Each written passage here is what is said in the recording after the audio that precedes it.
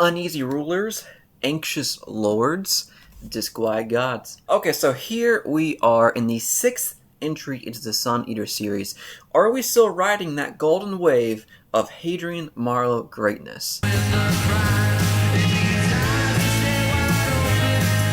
Yes, we are. Disquiet Gods is science fantasy at its best. The Sun Eater series is currently my favorite ongoing series at this point, and I am thrilled to report that Mr. Ruocchio is not steering us in the wrong direction with the latest entry into this series. I was extremely excited to get my hands on this book because, one, again, it's my favorite ongoing series, so obviously I had to have it in my hands, but guess what?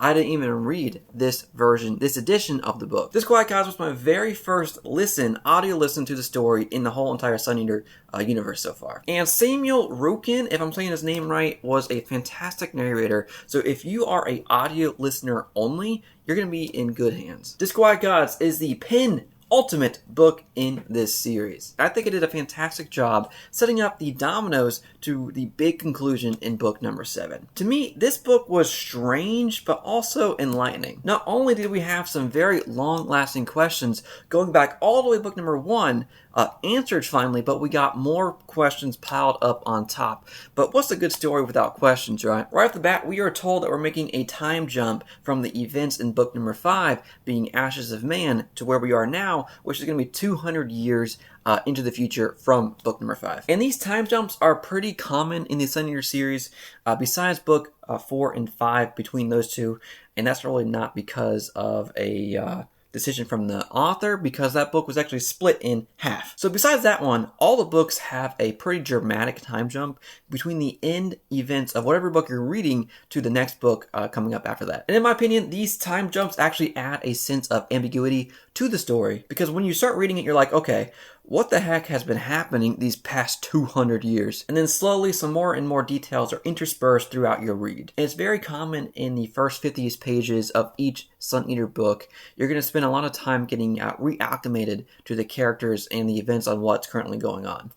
And book number 6, Disquiet Gods, is no exception to that either. So really, you get some breathing room in this entry right here from the very beginning. And I know some people might take that away as being a little bit slow, but to me, this first chunk of text in each Sun Eater book was just me going, oh yeah, we're back, baby. We're back into some Sun Eater goodness. And it's mainly because of the prose and the writing style put in place by Mr. Ruocchio, which we'll talk about here in a little bit. And going back to the previous 2 books real quick, books 4 and 5, Kingdoms of Death and Ashes of Man, were actually pretty dark and a bit sad, to be honest. So I was pretty happy to be out of that melancholy feeling for a little bit when starting up Disquiet Gods. Because the previous about 1,000 pages were very sad. Okay, but for real, not all 1,000 pages of the past 2 books were all sad and depressing, but a good chunk of it was. Now, diving into the book a little bit deeper, I'm going to first talk about the characters. And there is no better start than talk about the main character of the series being Hadrian Marlowe. And for our main character, Hadrian, I love how each book in this series almost feels like a new chapter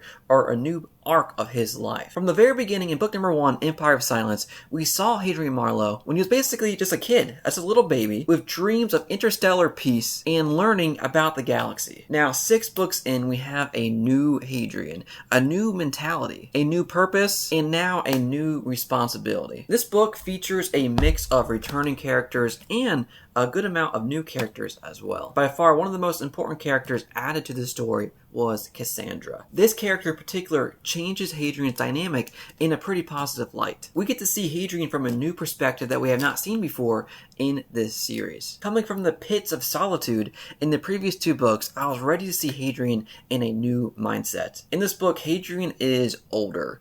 And you can really tell by his actions, his decisions, his mentality. Almost everything that he does in this book is almost like a whole new side of him that we have not seen before, at least leading up to it from book number 1, where he was just a little baby. Now he's acting like a whole different person. That's kind of what we expect to see anyways, right? After living hundreds and hundreds of years throughout many traumatic events and seeing a lot happen between that time, change is expected. And towards the middle half of this book, one of my favorite characters in this series made their reappearance.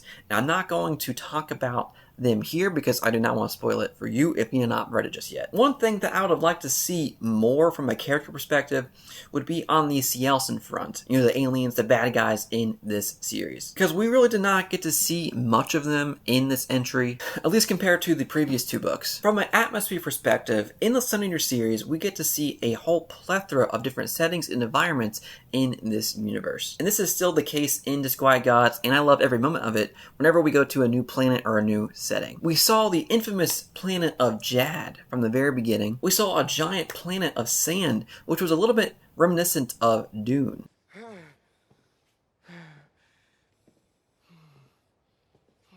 Listen, Gabe! We saw glamorous and opulent palaces. We saw dark and gritty dungeons in the future, plus giant-sized spaceships the size of planets. I love the Stolen Empire in all these different settings and places that we've got to see so far in this series, but I think it's crazy that this is only a fraction of the entire Stolen Empire. But Ruocchio has done a fantastic job painting a vivid landscape across this universe in the Sun Eater series. And in this book in particular, we got to learn a lot more lore about the universe and also its origin. If you read anything by Mr. Ruocchio, I think you know what to expect in terms of writing and his prose, where it has almost like a poetic touch to it. Words just flow off the page and just make you think, damn, that sentence was written beautifully. This continues to be the case in Disquiet Gods. Beautiful writing that just really pulls you into wanting to read more and more. Wow. Wow. Now, with that in mind, there are some sections throughout the story where I feel like the pacing can be brought up in a critique from some people in terms of it being very slow in some scenarios. We get into some meandering territories where basically our main character is just walking and learning and getting a lot of exposition, and I can see that being very hard to engage with some readers. Kind of similar to Empire of Silence, where Hadrian was kind of stuck on Emish for a little bit. I know a lot of people have griped with that particular setting because you don't really know what's happening in terms of the overall plot. I can see that kind of theme being set in book number 6 a little bit, because it does have some sequences that take a little bit to get to the next kind of, fast-paced scene. I mean, there are a few chapters where our characters are just walking to the next area with a bunch of exposition. So I would say if you want just constant, fast-paced action, this is not the book for that. And you'd probably already know that anyways, being 5 books deep into the series already. But since you are probably watching this right now, you might have already read those 5 books, and you know that your patience is going to be rewarded. Now, when it comes to the plot of this book, after the events in book number 5, we know that Hadrian is not in the best light with the Emperor. And in the end of book number 5, hopefully you remember reading it, because our main character basically pulled a Will Smith slap on the Emperor himself. Oh, wow! So after that, he had to hightail it out of there. And then since then, 200 years has passed. And guess what? We are still in a losing battle against the Cielson. And our boy, Hadrian Marlowe, is called again to rise and fight against the Cielson and also kill a god. And on this journey to kill a god, we follow a diverse cast of characters as they seek to 1, find the god, and then 2, destroy it. In this book, there are many moments that left me kind of dumbstruck, in awe, and also confused. Like literally, there were a few scenes where I was reading through it and I was like, wait a second, did that just happen? And in addition to these big kind of cinematic moments, there are some very kind of psychedelic, kind of strange-ish moments. And it almost felt like cosmic horror in a sense, which I'm a fan of cosmic horror anyway, so I was down for it. And also, do not get me started on this ending.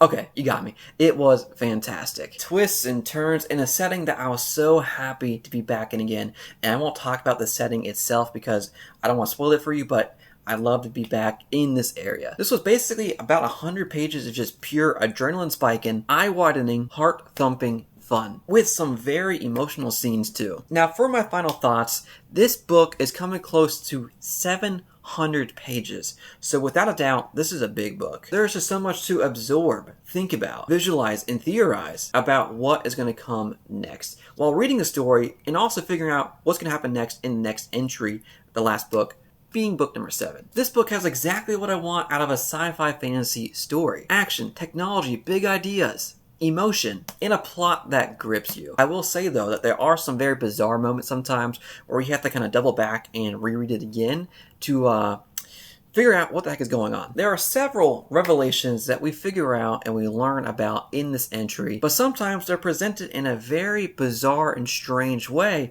that could be a little bit confusing to some. But if you are a fan of the previous entries in the series, you will most likely enjoy Disquiet Gods. This is not my favorite entry into the Sun Eater series. For whatever reason, Howling Dark always has a leading edge for me. I think it's because that's just the one that really solidified that series for me to be one of my favorites of all time. But I can easily see this becoming the king of the hill for a lot of people who enjoy this series, with this being on top. I know a lot of people love Demon in White. If you love Demon in White, I feel like this one has a very similar structure. So if you enjoyed that one, I'm pretty confident that you will enjoy this one too. So that is my review of Disquiet Gods, but real quick, I have to talk about it because, you know, it's here, it's present, it's in front of me. This cover, I don't know why, this is just my least favorite cover in the entire series. I understand the significance of the main character presented on the front cover. It's just, there's just so much brown. This one just doesn't speak to me as well as like Howling Dark does or Kingdoms of Death. This one just feels a little bit blandish in my opinion. I'm sorry if I offend some people there. I mean, I do like the two high matter swords here, so I like that. But that's just my opinion. I'm looking forward to seeing what the Broken Binding team does for this cover when they push out their version of the book. Also, I have no idea what is happening with these audiobook covers. And that's my thoughts on Disquiet Gods. If you read any of the books and you enjoyed them, I recommend that you continue with the series, especially with us being so close to the finale, the last book in the series, coming out sometime next year, I believe, so I am looking forward to that, absolutely. But this is just a quintessential, amazing Sun Eater read. If you're a fan of the series at all, Mr. Ruocchio's writing, I think you are going to be in good hands with this book right here. So if you have read this book so far, let me know your thoughts down below. Was it your favorite? Which one is your favorite if not? And also, thanks for watching. Keep reading. Peace.